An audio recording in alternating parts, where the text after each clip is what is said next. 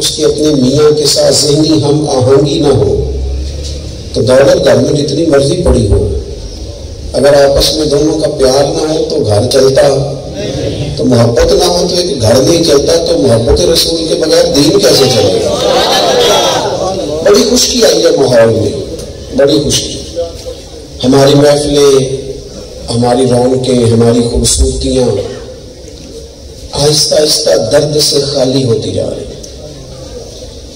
مزاج جیسے میں نے شروع میں عرض کیا نا، کیمروں کا دور دورہ، تصویروں کی بھرمار، اور میری بھی تصویریں بہت سارے پوسٹروں پہ لگی ہوئی، چھپی ہوئی، القابات کا لمبا چوڑا تناؤ.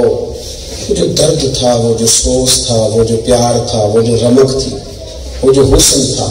اقبال نے کہا تھا دل کے لیے موت ہے مشینوں کی حکومت، احساس سے مروت کو کچل دیتے ہیں آلات.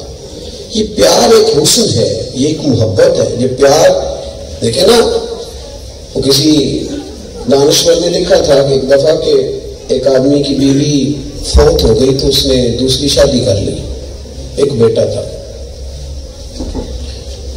تو بیٹا سمجھدار تھا. ایک دن اس نے اپنے بیٹے سے کہا کہ بیٹا یہ والی اماں ٹھیک ہے کہ پرانی؟ تو اس نے کہا ابا جی یہ والی ٹھیک ہے، وہ پرانی تو جھوٹ ہی بڑے بولتی تھی، سبھی اماں تو جھوٹی بڑی تھی، یہ تو ٹھیک ہے. اس نے کہا کس طرح؟ وہ کہنے لگا کہ اس طرح کہ میں کبھی گھر میں شرارت کرتا تھا تو میری سہیلی اماں کہتی تھی روٹی نہیں دینی، تو بڑے جلال میں کہتی تھی نہیں دینی، تو پورے 20 منٹ نہیں گزرتے تھے پھر گلیوں میں ڈھونڈنا شروع کر دیتے تھے. بڑی جھوٹی تھی.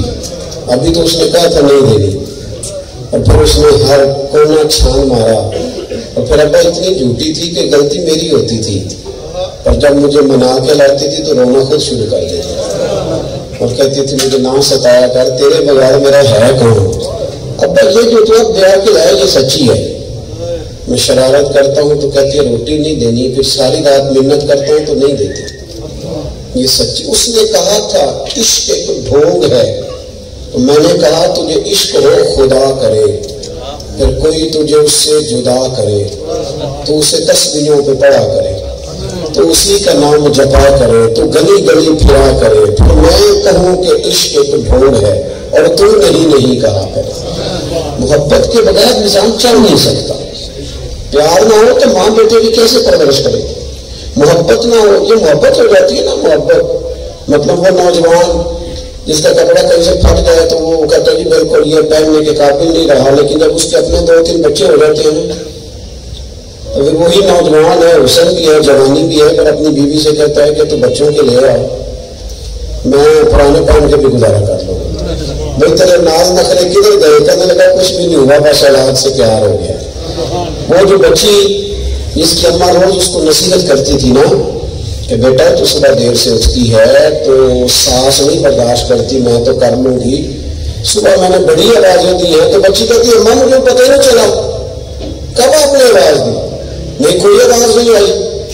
وہ جو اماں اور ابا کے شور پہ نہیں نہ اٹھتی، اس کا جب اپنا بیٹا ہو جاتا نا اور رات کو وہ سی بھی کرتا تو فٹافٹ ہی اٹھ جاتی ہے.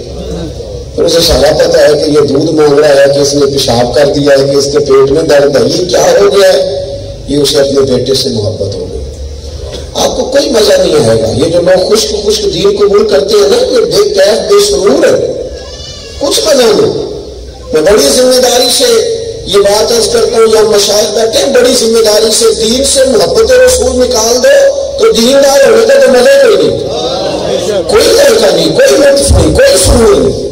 آپ جیئیں گے کیسے آپ آگے قدم بڑھائیں گے؟ محبت رسول تو حسن ہے، محبت رسول تو رہنائی ہے، محبت رسول ہے تو سارا کچھ ہے.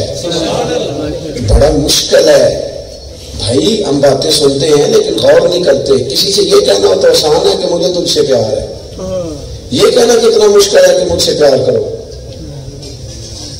یہ کتنا مشکل کام ہے. توجہ ہے میری بات پر؟ کوئی نہیں غور فرمایا آپ نے.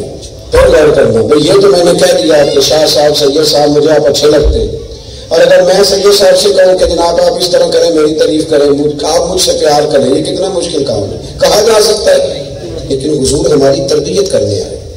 بڑا ضروری تھا. محبوب کے ذمہ لگایا اللہ کریم نے، تو حضور نے خود فرمایا